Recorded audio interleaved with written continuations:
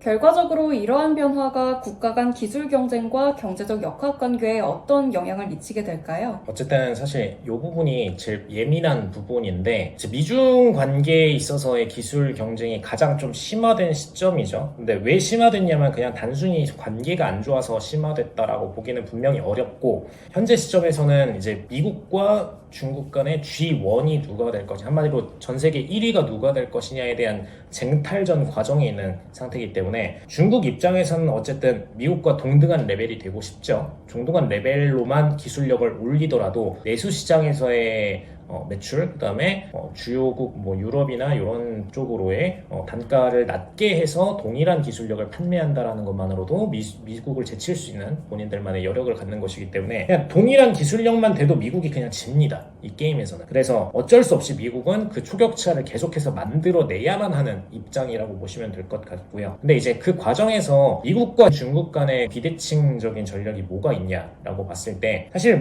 군사력이나 혹은 이제 경제력으로 보통 많은 부분을 따지게 될 수밖에 없죠. 당연히 군사력 부분에 있어서는 미국이 그동안의 우월함을 가져왔는데, 사실 군사력에 있어서 두 가지 요인이 자본을 통한 물량적인 항공모함이라든가 이런 것들을 운용하는 능력이 될 수가 있고, 두 번째로는 방금 이제 팔란티어 같이 정보전의 역량이 있을 수 있습니다. 예를 들어서 일론 머스크의 위성들이 3,000개 넘게 우주에 올라가 있는데, 그 인공위성들을 통해서 국방력을 강화할 수 있다라면 당연히 그게 다 전부 미국의 힘이 되는 것이기 때문에 당연히 장점이 될 수밖에 없는 정보전에 있어서의 여력이 되겠고요. 그 다음에 자금력에 있어서도 아직까지 미국이 앞서고 있는 건 맞습니다. 요거는 이제 사실 역전하려면은 정말 경제력 기반으로 역전을 해야 돼요. 정말 기업들이 돈을 많이 벌고 세금도 많이 내고 일반인들도 전부 다 소득 여력도 높아지고 그 상태 값이 돼야 역전이 가능합니다. 그래서 요거는 사실 역전하는데 한 10년 정도 걸릴 거다라고 좀 보여지고, 근데 방금 말씀드린 부분에 있어서 군사력을 역전하기 전에 경제력을 먼저 갖춰야 된다라고 얘기를 했었죠. 그래서 경제전으로 갔을 때는 미국 입장에서 단순히 이 기술의 초격차만 딱 역전당하는 순간에 중국 기업들은 미국과의 생산 단가보다 더 낮은 가격으로 공급을 할 수가 있는 여력이 있기 때문에, 이 여력은 사실 어디서 나오느냐, 중국 내부에서 인구가 특정 한 지역에 다 몰려서 존재하는 게 아니라 여러 지역에 스프레드돼서 존재를 하고, 그리고 특정 인력들 같은 경우에는 굉장히 저비용 제3국 수준의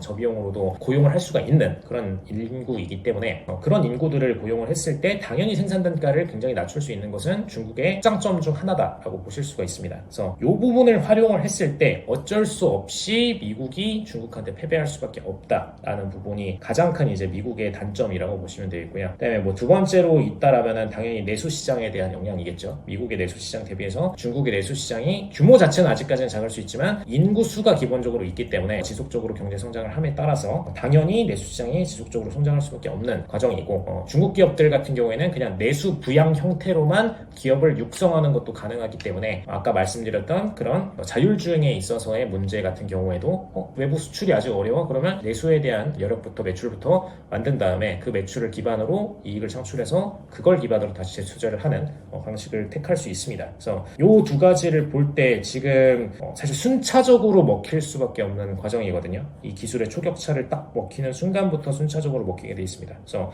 미국 입장에서는 이 초격차를 반드시 메꿔야만 이 경제 게임에서 패배하지 않고선 계속해서 본인의 승기를 가져갈 수 있다고 보시면 될 것 같습니다. 답변 감사합니다. 이렇게 글로벌 매크로 경제, 금융자본 흐름, 그리고 기술 혁신 세 가지 토픽 다뤄봤고요. 직구 글로벌 구독하시고 글로벌 인사이트 함께 하시길 바라겠습니다. 감사합니다.